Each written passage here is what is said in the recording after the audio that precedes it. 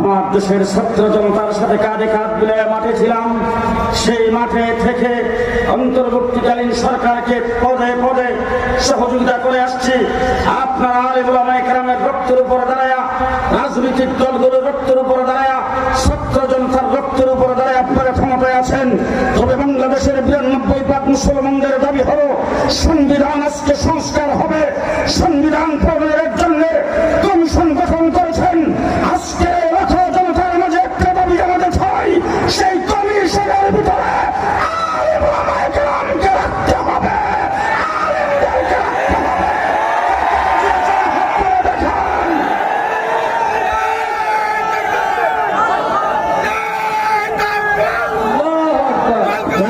কথা বলতে চাই, সংবিধানের প্রথমে যে জায়গায় আল্লাহর উপর পূর্ণ আস্থা ও বিশ্বাস ছিল সেটাকে স্থাপন করতে হবে এবং সংবিধানকে এমন ভাবে সাজাইতে হবে ইসলামের সাথে সাংঘর্ষিক কোন বাক্য, কোন শব্দ বাংলাদেশের সংবিধানে থাকতে পারবে না। কে কে রাজি আছেন? আরেকবার হাত উঠান।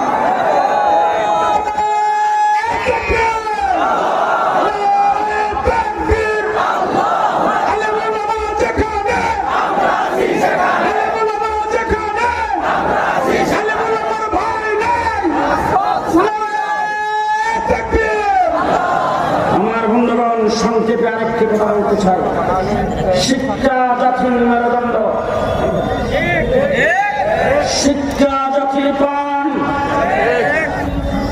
আপনারা যারা এখানে এসেছেন এক কথায় আমার সাথে একমত হবেন, আমরা মুসলমান।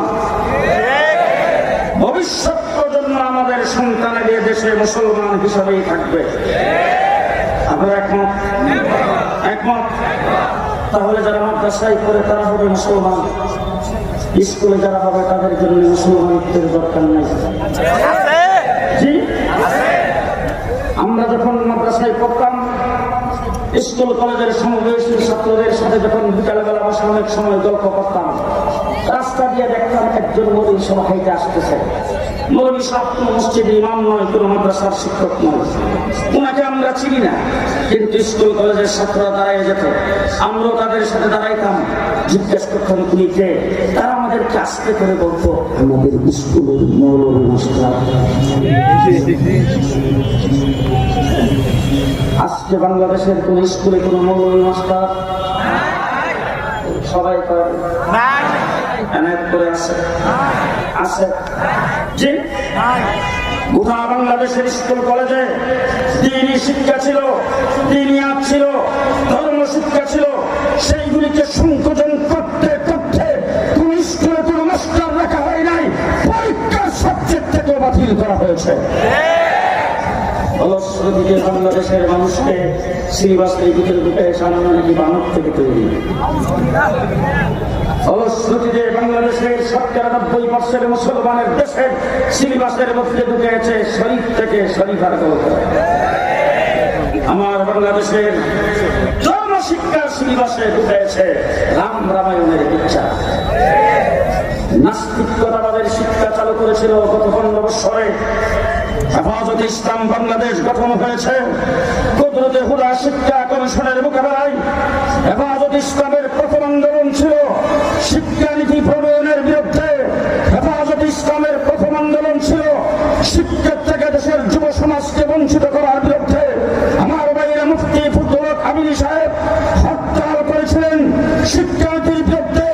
যেই শিক্ষানীতি চালু করে এদেশের মানুষকে নাস্তিকের মুক্তার বানাইতে চাইছে, সেই শিক্ষানীতিকে বাতিল করে বাংলাদেশে ইন্টার গার্ডেন প্রাইমারি থেকে শুরু করে ইউনিভার্সিটি লেভেল পর্যন্ত শিক্ষার সর্বস্তরে ধর্মীয় শিক্ষা বাধ্যতামূলক করতে হবে, বাধ্যতামূলক করতে হবে, বাধ্যতামূলক করতে হবে। রাজীবকে হাত তুলে দেখা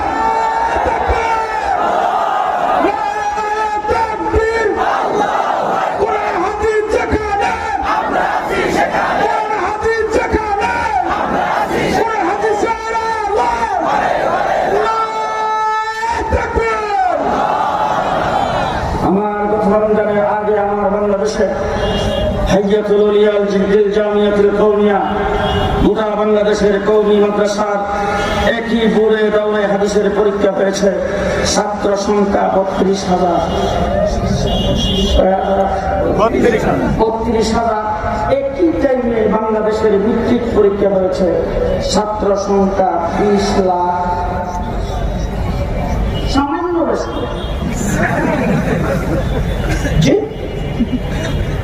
32,000 যারা মাদ্রাসায় পড়ে তারা উজুর ফরজ জানবে, গোসলের ফরজ জানবে, তায়াম্মুমের ফরজ জানবে, নামাজের নিয়ম জানবে, নামাজের সুন্নাত জানবে, কোরআন শরীফ সহিহ শুদ্ধ তেলাওয়াত করবে, দোয়া কালাম জানবে, মাসনুন দোয়াগুলি জানবে, উঠতে বইতে নবীর সুন্নাত জানবে, সবকিছু জানবে।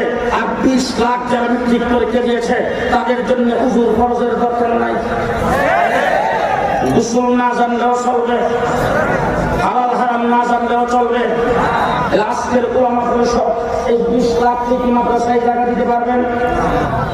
আর তাদের দিকে আজকে ওলামা পরিষদের পক্ষ থেকে সিদ্ধান্ত করে যদি ঘোষণা দেন যারা স্কুলে পড়ে তাদের এখানে যেহেতু উজুর ফরজ শিক্ষার ব্যবস্থা নাই, আগামীকাল থেকে সবাই মাদ্রাসায় ভর্তি হইতে হইবে, আপনাদের সিদ্ধান্ত কি জনগণ মেনে নেবে?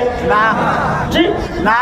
তাহলে 20 লাখ কি মুসলমানদের সন্তান কিনা বলেন? মুসলমানদের সন্তান। 20 লাখের ভিতরে 94% মুসলমানের সন্তান। আজকে আমাদের এই মাহফিল থেকে দাবি, গারগাটা বাংলাদেশের উলামায়ে কেরামের পক্ষ থেকে দাবি, দিনদার মানুষের পক্ষ থেকে দাবি জানাতে চাই, স্কুলের সর্বস্তরে ধর্মীয় শিক্ষাকে বাধ্যতামূলক করে আমরা আমাদের স্কুল কলেজের ছাত্র ছাত্রীদেরকে ইসলাম শিক্ষায় শিক্ষিত করে তুলতে চাই। রাজি আছেন সবাই? রাজি আছেন সবাই? শিক্ষা কমিশন গঠন করা হয়েছে। গত 15 বছর দাবি জানাইছে শিক্ষা কমিশনে একজন আলেমকে রাখেন। আজকে অন্তর্বর্তীকালীন সরকারের ভিতরে আমাদের একজন আলেম আছে। আমি ওনাকে জিজ্ঞেস করেছি শিক্ষা কমিশন গঠন করার সময় আপনাকে কিছু জিজ্ঞেস করেছেন? উনি বলেন না। ডক্টর ইউনূস সাহেবকে বলতে চাই আমাদের কি ভাবছেন? আমাদের একজন লোক আপনার সাথে আছে, তাকেও জিজ্ঞেস করলেন না। আন্দোলন করলাম, রক্ত দিলাম, জেল খাটলাম, হাজার হাজার আলেম ওলামায়ে কেরাম পঙ্গু হয়েছে, আমাদেরকে ফাঁস কাঁধে আপনি শিক্ষা কমিশন গঠন করেছেন। পরবর্তীতে শুনলাম আমাদের হেফাজতে ইসলামের প্রতিবাদের মুখে সেটাকে বাতিল করেছেন। আজকে পরিষ্কার ভাষায় দাবি জানাতে চাই, ওই শিক্ষা কমিশনে কমপক্ষে 2 জন আলেমকে সম্পৃক্ত করতে হবে। এবং এই শিক্ষা কমিশনের ভিতরে আমরা দেখেছি কয়েকজন নাস্তিক মার্কা লোক আছে, তাদেরকে শিক্ষা কমিশন থেকে বাতিল করতে হবে। নাট্যকার ফারুকীকে অন্তর্বর্তীকালীন সরকারের উপদেষ্টা বানিয়েছেন, সে আওয়ামী লীগের দূষণ, নাস্তিক মুর্তাদের দূষণ। আমরা দাবি জানিয়েছি তাকে অন্তর্বর্তীকালীন সরকারের উপদেষ্টা মন্ডলীর থেকে বাতিল ঘোষণা করতে হবে। আজকে দাবি জানাতে চাই অনতি বিলম্বে তাকে গায়ে ধরে বের করে দিতে হবে।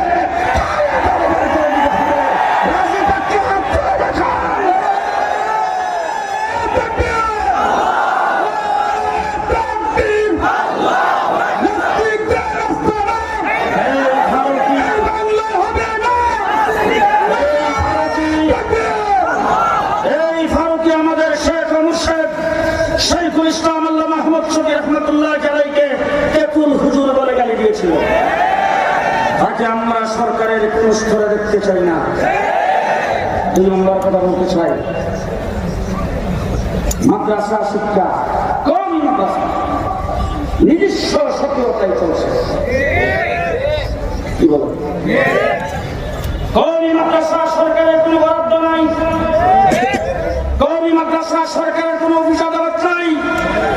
আল্লাহ মাহমুদ শফি রহমতুল্লাহ আলাইহি যখন কওমি মাদ্রাসা সনদের স্বীকৃতি গ্রহণ করেন, পরিষ্কার ভাষায় লিখিত দিয়েছেন, মুখে বলছেন আপনাদের অফিস চাই না, আপনাদের ম্যান পাওয়ার চাই না, আপনাদের জনবল চাই না, আপনাদের বরাদ্দ চাই না, আপনাদের বাজেট চাই না, আপনাদের টাকা পয়সা চাই না, আমরা শুধু আমাদের অধিকার চাই। সংবিধানিকভাবে আমরা শিক্ষিত সেই কথাটা ছিল না, সেই কথাটা শুধু লাগাইতে চাই। আজ পর্যন্ত আমরা এইভাবেই আছি, কোটি টাকা খরচ করে আপনারা যে কাজ করেন আমরা মুষ্টির চাউল দিয়ে সেই কাজ করি। গোটা বাংলাদেশের কওমি মাদ্রাসা আজ পর্যন্ত একটা চোর ডাকাত তৈরি করেনি। গোটা বাংলাদেশের কওমি মাদ্রাসা আজ পর্যন্ত একটা সন্ত্রাসী তৈরি করে নাই। গোটা বাংলাদেশের কওমি মাদ্রাসা আজ পর্যন্ত কোন আত্মসৎকারী তৈরি করে নাই। গোটা বাংলাদেশের কওমি মাদ্রাসা হাফিজ হুজুরের জন্ম দিয়েছে, মুফতি আমির জন্ম দিয়েছে, শাইখুল হাদিসের জন্ম দিয়েছে, আল্লামা শফিউল জুনায়েদ বাবরবুরের জন্ম দিয়েছে। আমরা চুপ ডাকাতকে তওবা করে ভালো মানুষে পরিণত করেছি।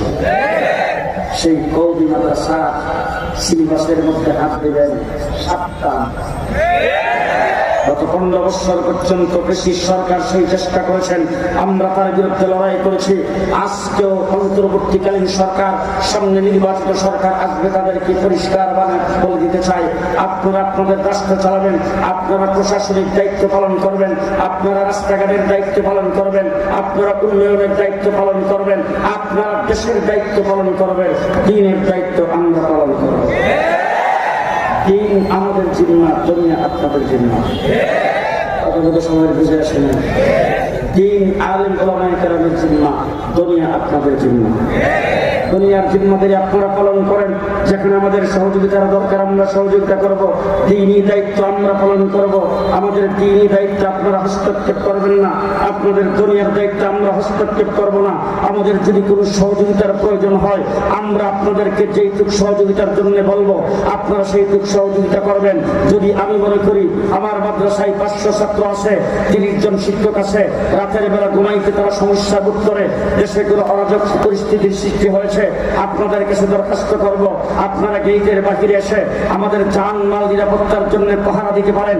এইটুক সহযোগিতা আপনাদের কাছ থেকে নিতে পারি।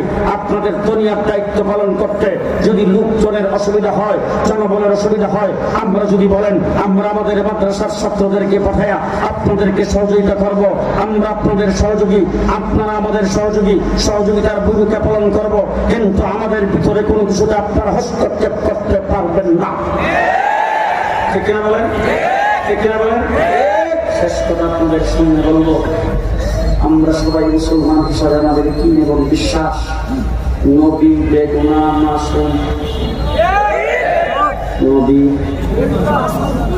নবী এক কথায় কোরআন কারীম আল্লাহ পাক বলছেন, কোন গুনাহগারকে আল্লাহর নবুয়ত দেন নাই। কোন গুনাহগার নবী হতে, কোন গুনাহগার নবী হইতে, কোন গুনাহগারকে আল্লাহ নবুয়ত দেই নাই। নবী বেগুনাহ মাসুম। বলেন নবী বেগুনাহ মাসুম। নবীর দ্বারা গুনাহ হয় না। নবী গুনাহ করতে পারে না। দৃষ্টান্ত স্বরূপ বলতে চাই, আপনি আমাদের ঘরে মাসুম আছেন না? মাসুম আছে না? ছোট বাচ্চারা কি বলে? মাসুম। সে যদি গ্লাস ভাঙিয়ে ফেলায়, সে তো অন্যায় করছে। জি, টেবিলের কাজ ভাঙিয়ে ফেলছে, অন্যায় করছে। পানি ফেলাই দিচ্ছে, অন্যায় করছে। আপনার ঘরের ছোট বাচ্চা বেগুনাহ মাসুম, সে যদি কোন খারাপ কাজ করে, সে যদি কোনো ভুল করে, সেটা যদি আপনার কাছে অন্যায় না হয়, নবীও বেগুনাহ মাসুম। আমাদের দৃষ্টিতে যদি কোনো অন্যায় দেখি, সেটা অন্যায় হয় না। অনেক লোকে আজকে যুক্তি পেশ করবে। হযরত আদম আলাইহিস সালামকে আল্লাহ পাক বলেছিলেন, লা তাকরাবু হাযিহি শাজারা ফাতাকুনা মিনাজ জালিমিন। আপনি গাছের কিনারেও যাবেন না, গেলে আপনি জালিম হয়ে যাবেন, গুনাহগার হয়ে যাবেন। এই কথাটা হযরত আল্লাহ পাক হযরত আদম আলাইহিস সালামকে বলেছিলেন। আদম আলাইহিস সালাম গাছের কিনারে গেছেন, গন্ধম খাইছেন। তাহলে আদমেরটা কি বলবেন? আমি আপনাদের জিজ্ঞেস করতে চাই, গুনাহ এবং ন্যায় এই দুইটার জায়গা কি ব্যস্ত না দুনিয়া? আপনি কোন কাজ করলে সওয়াব হবে, সেটা দুনিয়া। আপনি কোন কাজ করলে গুনাহ হবে, সেটা দুনিয়া না? জি, যদি কোনো কাজ করেন, সেই কাজটা যদি খারাপ হয়, গুনাহ হবে, সেটা কোন জায়গায়? দুনিয়া। যদি কোনো কাজ করেন, কাজটা যদি ভালো হয়, সওয়াব হবে, এটা কোন জায়গায়? জি, জান্নাতে সওয়াব নাই, গুনাহ জান্নাতে সওয়াব নাই, গুনাহ নাই। তো হযরত আদম আলাইহিস সালাম গন্ধম খাইছে, এটা কি জান্নাতে না ঢাকায়?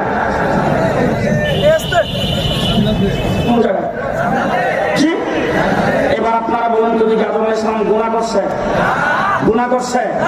জি, নবী গুনাহ করতে পারে, নবী গুনাহ করতে পারে না, আমাদের হযরত মাওলানা সাদ সাহেব, আপনারা বলে হয় সিরাজগঞ্জের নাম শুনেন নাই?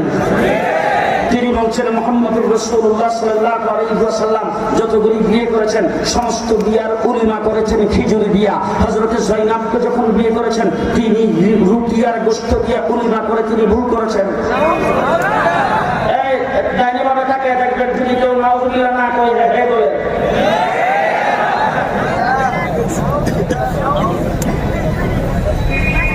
ঘটনা কি? মাওলানা সাদ সাহেব বলছেন হযরত মুসা আলাইহিস সালাম তৌরাত কিতাব আনার জন্য আল্লাহর ডাকে সাড়া দিয়ে তিনি কুহে তুরে গিয়েছেন। সেখানে যাওয়ার পরে তিনি 30 দিনের জায়গায় 40 দিন থাকছেন, তিনি ভুল করেছেন।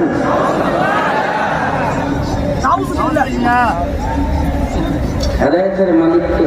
আল্লাহ। আল্লাহ। এই কথাটা ডাক্তার বিশ্বাস করছে কে বলছে? ইন্নাকা লা তাহদি মান আহবাবতা ওয়ালাকিন্নাল্লাহা ইয়াহদি মান ইয়াশা। আমার আল্লাহ রাব্বুল আলামিন বলছেন হেদায়েতের মালিক আমি আল্লাহ। ঠিক কিনা বলেন? সালমান ফারসি থেকে এসে ইসলাম কবুল করেছেন, আবু হুরায়রা ইয়ামান থেকে এসে ইসলাম কবুল করেছেন, বেলাল হাবশা থেকে ইসলাম কবুল করেছেন। মুহাম্মদুর রাসূলুল্লাহ সাল্লাল্লাহু আলাইহি ওয়াসাল্লাম রাস্তার কিনারে দাঁড়ায় দোয়া করেছেন। আবু হুরায়রার মা হেদায়েত হয়ে গেছে, রাসূল দারে আরকাম থেকে আল্লাহর দরবারে দোয়া করেছেন। উমরকে মুসলমান বানায়া আল্লাহ পাক আল্লাহর হাবিবের দরবারে প্রেরণ করে দিয়েছেন। কিন্তু আপন চাচা যিনি লালন পালন করেছেন, আদর করেছেন, স্নেহ করেছেন, খানা খাওয়াইছেন, গোসল করেছেন, সেই চাচা ইন্তেকালের আগ মুহূর্ত পর্যন্ত রাসূল চেষ্টা করেছেন, চাচা কালিমা পড়তে পারে নাই। আবু তালেব কালিমা না পড়ে দুনিয়া থেকে চলে গেছেন। হেদায়েতের মালিক কে? আল্লাহ। হ্যাঁ আল্লাহ। মাওলানা সাদ বলছেন হেদায়েতের মালিক আল্লাহ। এর ভিতরে ফাঁকে ফাঁকে কিছু বসা আছে মনে হয়, আওয়াজ জোরে হবে না। মাওলানা সাদ বলছেন হেদায়েতের মালিক আল্লাহ না, নবী বানাইতেন না। আমি আপনাদের জিজ্ঞেস করতে চাই, আপনাদের এলাকায় তো এই সিস্টেম আছে, কোন ব্যক্তির বাবা মা যদি ইন্তেকাল করে তাই মাদ্রাসায় যায় কোরআন শরীফের খতম করায়? আছে আছে আছে আছে না? আমাদের মাদ্রাসাগুলিতে মাসে অনেকগুলি অনেক খতমের এরকম আসে। আইসা তারপরে বলে যে হুজুর আমার বাবা মারা গেছে, এই যে ধরেন হুজুর মাদ্রাসায় 3000 টাকা দিলাম, 5000 টাকা দিলাম, হুজুর ধরেন 10,000 টাকা দিলাম, হুজুর আমার বাবার মা ইসালের সওয়াবের জন্য আপনারা 1 খতম কোরআন শরীফ 2 খতম কোরআন শরীফ পড়াই দিন। তখন আমরা হেফজখানার ছাত্রদের দিয়া কোরআন শরীফ তেলাওয়াত করি, কারণ আমার হেফজখানার মধ্যে 10-12 জন 15 জন ছাত্র আছে যারা দৌড় শোনায়, তাদের দ্বারা কোরআন শরীফ খতম করতে সহজ। এবার জিজ্ঞেস করতে চাই, হেফজখানার ছাত্র যাদের দিয়া কোরআন শরীফ খতম করালাম, এদের ফেটের ভিতরে যদি বুম মারেন বিসমিল্লাহর অর্থ বুম মারলে বিসমিল্লাহর অর্থ বলিব না, তারে দিয়া যে ইসরায়েলের সবের কোরআন খতম করাইলাম সব হবে না? আসতে মুহাম্মদুর রাসূলুল্লাহ সাল্লাল্লাহু আলাইহি ওয়াসাল্লামকে আল্লাহ পাক 4টা দায়িত্ব দিয়ে দুনিয়াতে প্রেরণ করেছেন। 1 নম্বর দায়িত্ব ইয়াতলু আলাইহিম আয়াতি, সর্বপ্রথম দায়িত্ব হলো আল্লাহ পাকের আয়াতের তেলাওয়াত। আমার রাসূল সাল্লাল্লাহু আলাইহি ওয়াসাল্লাম বলেছেন একটা অক্ষর তেলাওয়াত করবা 10টা নেক পাইবা।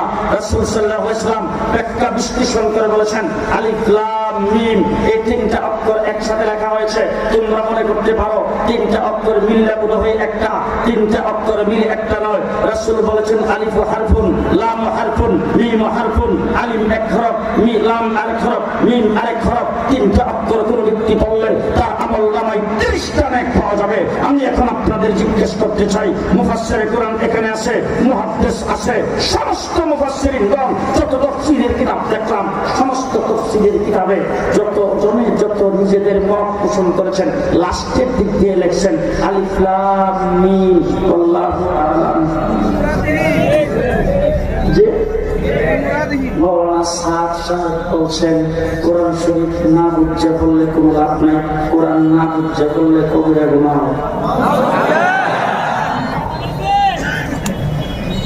কি গঠন,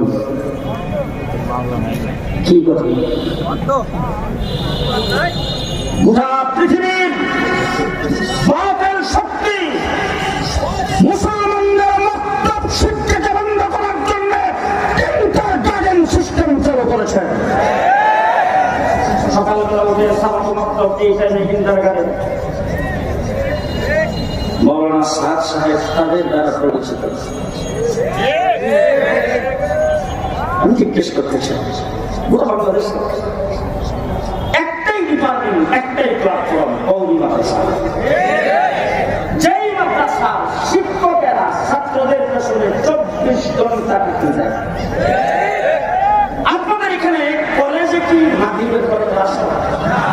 প্রাইমারিতে হয়, হাই স্কুলে জি, কিন্ডারগার্টেনে। আধুনিক শিক্ষা যত আধুনিক হোক না কেন, আজ পর্যন্ত কোনদিন মাগরিবের পরে কোথাও ক্লাস হয় না। ঠিক কিনা বলেন? ঠিক কিনা বলেন? আমার মাদ্রাসায় যায় দেখেন মাগরিবের পরে ক্লাস হয়, জি জি, এশার পরে হয়, শেষ রাত্রে হয়। শেষ রাত্রে এশার করেন মাঠ ভক্তখানার যে সময়টা, এই সময়টা হেফজখানার ছাত্রদের সাথে হেফজখানার শিক্ষক, মক্তবের ছাত্রদের সাথে মক্তবের শিক্ষক, কিতাবখানার ছাত্রদের সাথে কিতাবখানার শিক্ষক। ছাত্ররা ঘুমিয়ে গেছে, সেখানেও শিক্ষক ডিউটি করে। ঠিক কিনা বলেন?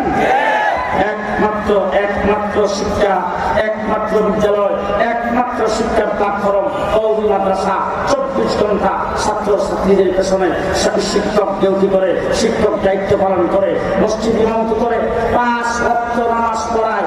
বাকি কোনো কাজ করা তার জন্য যেন মানে তার কাজের মধ্যে রুটিনই নাই। তার কারণ হলো ফজরের নামাজ পড়াইছে, ফজরের নামাজের পরে এরপরে পড়াবে মক্তব, তারপরে আবার দিনই দায়িত্ব আছে মাদ্রাসায় পড়ায়, এরপরে আবার যে জোহরের নামাজ টাইম মতো যাইতে হবে, নাইলে আবার সমস্যা, টাইম মতো নামাজ পড়াবেন। একমাত্র ইমাম সাহেবেরা যে মেনটেন করে সেটা বাংলাদেশে আর কেউ করে না। মুহাম্মদুর রাসূলুল্লাহ সাল্লাল্লাহু আলাইহি ওয়াসাল্লাম যেখানে আছে, আমি তো আসলে শুধু আমার রাসূল সাল্লাল্লাহু আলাইহি ওয়াসাল্লাম যুদ্ধের ময়দানে যাওয়ার পরে, যুদ্ধ করার পরে, যুদ্ধে যুক্ত হয়ে যে গনিমতের মাল পেতেন, সেই মালের দ্বারা মুজাহিদেরা যারা যুদ্ধে অংশগ্রহণ করেছেন রাসূল তাদেরকে ভাতা প্রদান করেছেন। ঠিক কিনা বলেন? খোলাফায়ে রাশিদিন বেতন সিস্টেম চালু করেছেন। চারু মাযহাবের ইমাম মসজিদে ইমামতি করে, মাদ্রাসায় পড়ায়া, যেহেতু তার সুগুল এইটা, যেহেতু তার কাজ এইটা, 24 ঘন্টা সে এখানে খাটাখাটনি করবে। এখন তার সংসার চলতে হবে, তার ছেলে মেয়েরা খায়া থাকতে হবে। এই জন্য ভাতা সিস্টেম জায়েজ বলে তারা প্রত্যেক ইমাম সাহেবরা সেই ভাতা সিস্টেম চালু করেছেন। আমাদের মৌলানা সাদ সাহেব বলছেন, মসজিদে ইমামতি করে মাদ্রাসায় পড়ায়া যদি কেউ বেতন নেয়, সে বেতনটা হলো বেশার উপার্জনের চাইতেও খারাপ।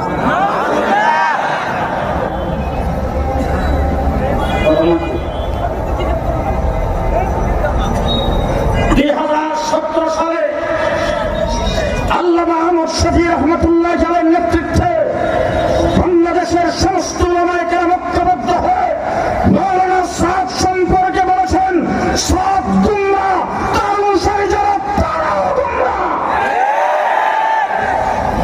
আমার বন্ধুগণ, তারা টঙ্গীর মাঠকে রক্তে রঞ্জিত করেছে। টঙ্গীর মাঠে তাবলীগী এবং ছাত্র জনতার উপর আক্রমণ করে রক্তাক্ত করেছে, তারা 2 জনকে হত্যা করেছে। আজকে আওয়ামী লীগ সরকার তাদেরকে লালন করেছেন। কাকরাইল মসজিদে তাদেরকে 2 দিনের জন্য দিয়েছেন, আমাদেরকে বাধ্য করেছেন। টঙ্গী ইস্তেমার মাঠে তাদেরকে 2য় পর্ব দিয়ে আসতে। এখন তারা বাইতুল মুকাররমের সামনে সমাবেশ করেছে, মানববন্ধন করেছে প্রেস ক্লাবের সামনে, আমাদেরকে গাড়ি দিয়েছে আমরা পাকিস্তানি রাজাকার। আওয়ামী লীগ সরকারকে বলেছে আমরা আপনাদের সাথে আছি। গোপন সূত্রে আমার কাছে খবর আছে, তারা যাইয়া লেডি প্রধানমন্ত্রীকে বলছেন 40 লাখ বুড়ার আছে আমাদের সব নৌকা। আজকে যখন আওয়ামী লীগ সরকার আমাদের লাঠি ডান্ডার বাড়ি খেয়ে দেশ থেকে যখন উৎখাত হয়েছে, তাদেরকে যখন আমরা বিদায় করেছি, এখন অন্তর্বর্তীকালীন সরকারের কাছে দেখো, এরা হইল আওয়ামী লীগের দল, আমরা হইলাম খাঁটি আওয়ামী বিরোধী। অনেক ষড়যন্ত্র হচ্ছে এবং এই ষড়যন্ত্র ভারতে বসে হাসিনা তার পেছনে আছে। অন্তর্বর্তীকালীন সরকারকে বলবো, শেখ হাসিনা যত ষড়যন্ত্র বাংলাদেশের বিরুদ্ধে অন্তর্বর্তীকালীন সরকারের বিরুদ্ধে করবে, তার মধ্যে একটা হলো সাদিয়ানি ফেতনার ষড়যন্ত্র। সুতরাং তাদের ইস্তেমা কোনদিনই মাঠে হতে পারে না। কাকরাইল মসজিদে তারা তাবলীগ করতে পারে না। বাংলাদেশের কোন মসজিদে তাবলীগ চলতে পারে না। আপনারা কি একমত? আপনারা কি একমত? যত দ্বীনি কাজ, সমস্ত দ্বীনি কাজ চলবে উলামায়ে কেরামের নেতৃত্বে। কার নেতৃত্বে? কার নেতৃত্বে? আমার রাসূল সাল্লাল্লাহু আলাইহি ওয়াসাল্লাম বলেছেন, আমার নবুয়তি কিয়ামত পর্যন্ত থাকবে। অতীতে নবী চলে গেছেন, তার নায়েব ঠিক করে যান নাই, আমি দুনিয়া থেকে চলে যাব, আমার নায়েব ঠিক করে গেলাম, আমার নায়েব থাকবে, নায়েবদের অধীনে দিন চলবে, দ্বীনি কাজ চলবে উলামায়ে কেরামের নেতৃত্বে। দ্বীনের কাজ কার নেতৃত্বে চলবে? এবার বলেন তো, পাবলিকের নেতৃত্ব কে দিবে?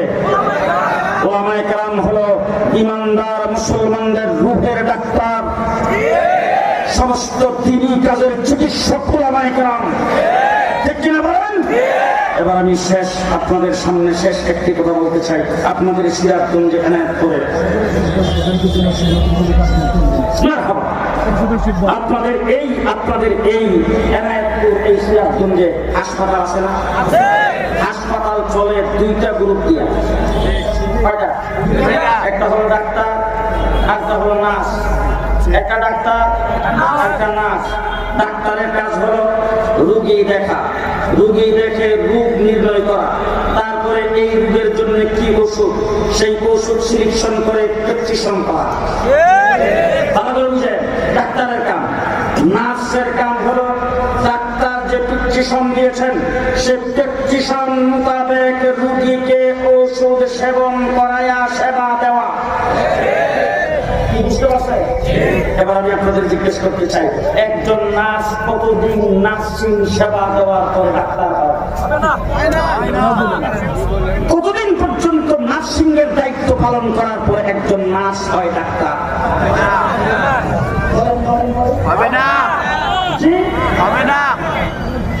1000 বছর যদি একজন নার্স নার্সিং সেবা দেয়, সেই ব্যক্তি যেমন ডাক্তার হতে পারে না, ঠিক তেমনি করে ওয়াসিফার মতো ইংরেজি শিক্ষিত, উচ্চ শিক্ষিত ডাক্তার, মাস্টার, ইঞ্জিনিয়ার, লক্ষ বছর ব্যাকটেরিয়া তাবলীগে চিল্লা দিল আলেম হবে না, দ্বীনের রাহবার হবে না। কথা কথাই বলে আমরা লোক আলেম আছে, আমরা বলি আমরা আলেমদের সাথে আছি। আপনারা কার সাথে? কে কে আলেমের সাথে আছেন? হাত উঠান। আপনারা সবাই আলেমদের সাথে আছেন তো? আলেমদের সাথে আছেন তো? সর্ব অবস্থায় জান এবং মাল দিয়ে, যা কিছু আছে তাই নিয়ে উলামা পরিষদকে সহযোগিতা করতে কে কে প্রস্তুত? হাত উপরের দিকে উঠিয়ে দেন। সবাই প্রস্তুত আছেন? সবাই প্রস্তুত আছেন? ডাইন হাত উঠে রাখেন, ডাইন হাত উঠে রাখেন, ডাইন হাত দেখি, হাত উঠে রাখেন। দেখাবো যারা দাঁড়ানো বিএনপির হাত উঠাইছেন না, হাত উঠাইছেন সবাই। ওলামা পরিষদকে সহযোগিতা করবেন, আলেমদের সাথে থাকবেন, আলেমরা যা বলে তা মানবেন। উলামায়ে কেরাম ওলামা পরিষদের হাতকে শক্তিশালী করতে প্রস্তুত আছেন? যদি থাকেন হাতটা এভাবে লাগাবেন, জোরে বলেন সুবহানাল্লাহ, আলহামদুলিল্লাহ, ওয়া ইলাহা ইল্লাল্লাহু, আল্লাহু আকবার, সুরে সুরে আল্লাহু আকবার, আল্লাহু আকবার। বলেন বিসমিল্লাহির রহমানির রহিম। হাতটা পকেটে ঢুকাবেন, পকেটে। ছাত্র বন্ধুরা রুমাল নিয়ে নেমে পড়ো, পকেটে বন্ধুরা রুমাল নিয়ে নেমে পড়ো। হাত পকেটে ঢুকান, পকেটে ঢুকান। যাদের কাছে হলুদ রুমাল আছে জলদি করে। টাকা যাদের পকেটে আছে, যাদের পকেটে টাকা আছে, আপনারা টাকা সহ বাইর করবেন। যার টাকা নাই বলবেন আমরা জ্বালা দিতে পারি নাই। 50 জন ছেলে